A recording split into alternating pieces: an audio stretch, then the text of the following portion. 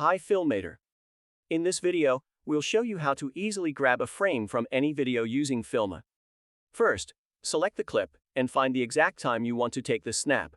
Then, go to the bottom bar and find the camera icon. Tap on it and it will bring up the freeze frame screen with the frame corresponding to the current time. In the freeze frame screen, you have several options: split, after clip, or just save. If you select split, the clip will be split at the current time, and the image will be inserted in between the two cuts.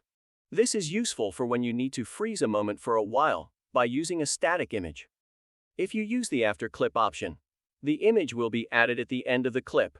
If you select just save, the image will be saved to your collection of available footage for later use in your composition. You can also tick the Save to Album box to save a high-quality version of the frame to your albums. Or, you can use Filma Fly options if you just want to grab an image from your video without using it in your project. Additionally, you can grab an image from your existing composition at the current time, including all effects, overlays, titles, and other options applied. Simply go to Master and find the camera icon button to bring up the freeze frame screen and generate your capture. That's how to use Filma's Snap feature to grab a frame from any video. Thanks for watching.